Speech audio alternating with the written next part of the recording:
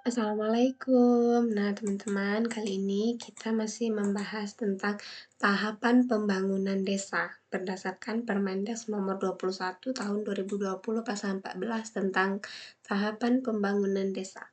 Di mana tahapan pembangunan desa itu ada pendataan desa, perencanaan pembangunan desa, pelaksanaan pembangunan desa, dan pertanggungjawaban pembangunan desa. Nah, beberapa hari lalu kita sudah membahas tentang pendataan desa, di mana pendataan desa ini terdiri dari dua, yaitu ada pendataan desa tahap awal dan pendataan desa tahap pemuktahiran. Nah, saat ini kita akan membahas tentang perencanaan pembangunan desa. Nah, bagaimana tentang perencanaan pembangunan desa? Yuk kita bahas di slide selanjutnya. Nah, perencanaan pembangunan desa berdasarkan Permendes nomor 21 tahun 2020 pasal 21 yang mengatakan bahwa perencanaan pembangunan desa disusun oleh pemerintah desa sesuai dengan kewenangan berdasarkan hak asal usul dan kewenangan lokal berskala desa dengan mengacu pada perencanaan pembangunan kabupaten kota. Jadi untuk perencanaan pembangunan desa ini disusun oleh pemerintah desa kemudian mengacu pada perencanaan pembangunan kabupaten kota. Selanjutnya untuk penetapan kewenangan desa dilaksanakan sesuai dengan ketentuan perundang-undangan. Dan perencanaan pembangunan desa diarahkan pada upaya pencapaian SDGs desa. Perencanaan pembangunan desa dilaksanakan oleh pemerintah desa dengan melibatkan unsur masyarakat desa. Jadi pada saat perencanaan pembangunan desa ini teman-teman, ini yang melaksanakan itu pemerintah desa. Nah, kemudian harus ada melibatkan unsur dari masyarakat. Unsur masyarakat itu yang gimana? Nah, seperti ada organisasi, kelompok, kemudian ada tokoh adat, agama, seni, perajin, budaya, seperti itu. Nah, kemudian difasilitasi oleh perangkat daerah kabupaten kota yang melaksanakan urusan pemerintahan bidang pemberdayaan masyarakat desa. Kemudian ada tenaga pendamping profesional atau TPP dan kader pemberdayaan masyarakat desa atau pihak ketiga. Nah, selanjutnya pada pasal 22 yaitu perencanaan pembangunan desa terdiri atas penyusunan RPJM desa dan penyusunan RKP desa. Untuk perencanaan pembangunan desa jangka menengah itu disusun secara berjangka, di mana untuk jangka 6 tahun. Kemudian RPJM desa ini ditetapkan dalam jangka waktu paling lama 3 bulan, terhitung sejak pelantikan kepala desa. Nah, untuk RKP desa ini disusun untuk jangka waktu 1 tahun, dan RKP desa disusun pada bulan Juli tahun berjalan dan ditetapkan paling lambat akhir bulan September tahun berjalan.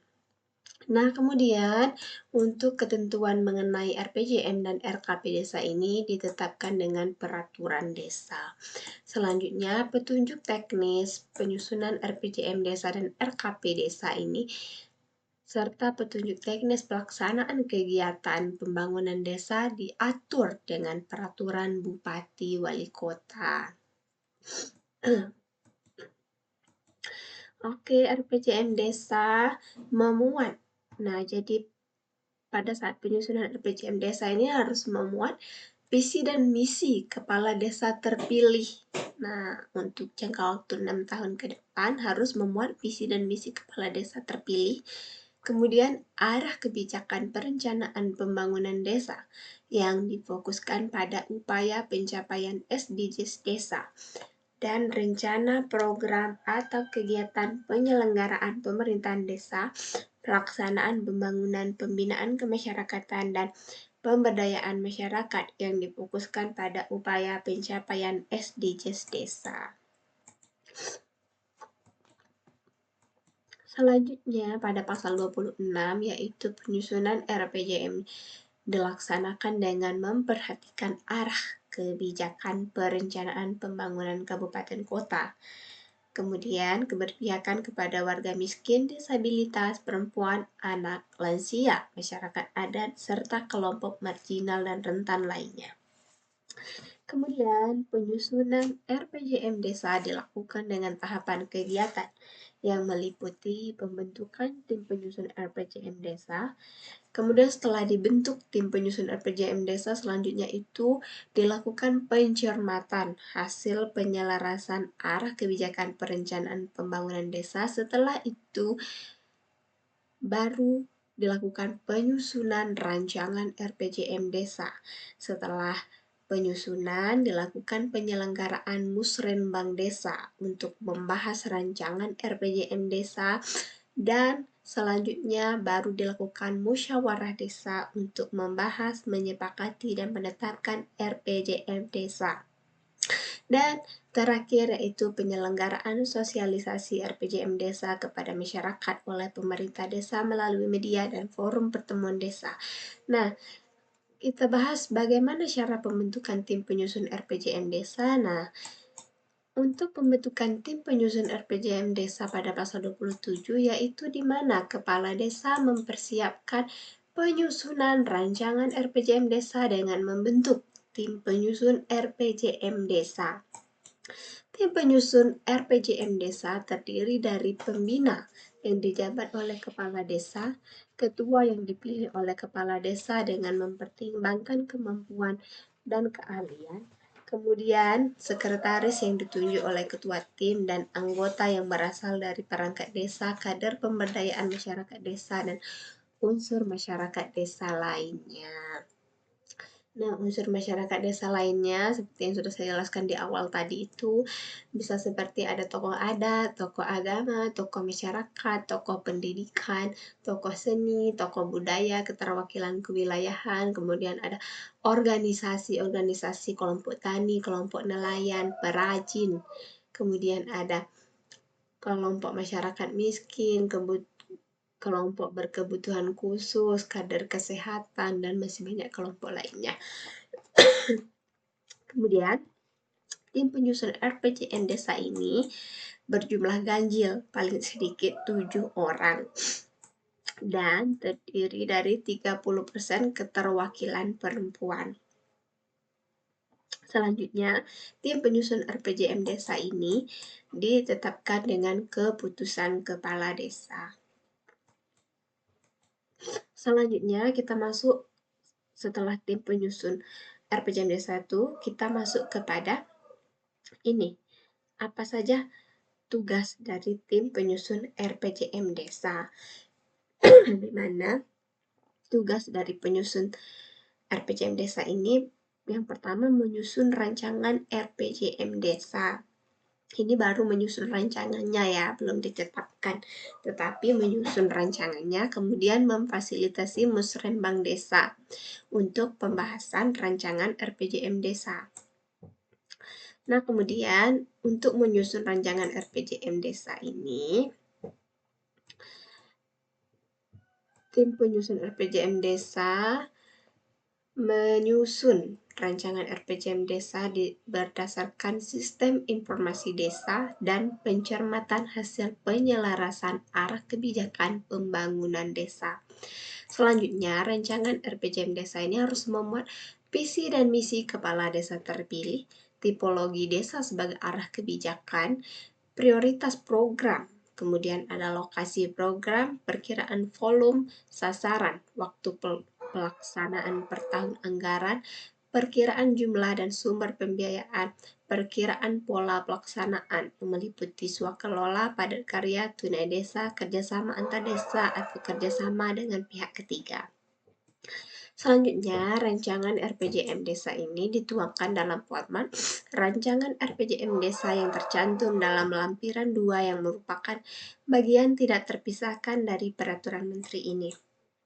Selanjutnya, rancangan RPJM desa ini disampaikan oleh tim penyusun RPJM desa kepada kepala desa. Setelah rancangan RPJM desa ini dibuat, selanjutnya itu kegiatan musrenbang desa. untuk membahas dan menyepakati rancangan RPJM Desa. Nah, Musrenbang Desa ini merupakan penyelenggaraan musyawarah perencanaan pembangunan desa ini adalah kepala desa. Jadi untuk penyelenggara musrenbangnya itu kepala desa, kemudian musrenbang diikuti oleh pemerintah desa, BPD, dan unsur perwakilan masyarakat desa. Kemudian, kepala desa berkewajiban memastikan kehadiran undangan dari unsur masyarakat dan warga desa kelompok masyarakat. Selain keterwakilan unsur masyarakat yang diundang oleh kepala desa, berhak menghadiri musrenbang desa. Selanjutnya,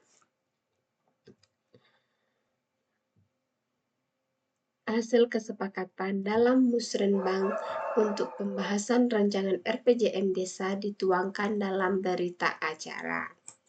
Nah, berita acara ditandatangani oleh kepala desa, ketua BPD, dan seorang perwakilan masyarakat desa.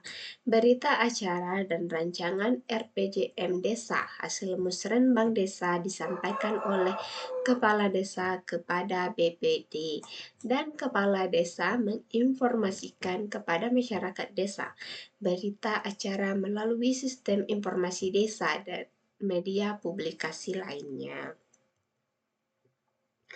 Kemudian setelah musrenbang, selanjutnya setelah kita membahas hasil membahas dan menyepakati penyusunan rancangan susunan RPJM Desa, selanjutnya itu adalah musyawarah desa, di mana musyawarah desa ini BPD difasilitasi oleh pemerintah desa untuk menyelenggarakan musyawarah desa untuk membahas dan menetapkan dan mengesahkan RPJM Desa. Selanjutnya, untuk pembahasan dan pengesahan RPJM Desa ini meliputi pembahasan rancangan RPJM Desa, penetapan rancangan RPJM Desa melalui berita acara musyawarah desa, dan pengesahan dokumen RPJM Desa.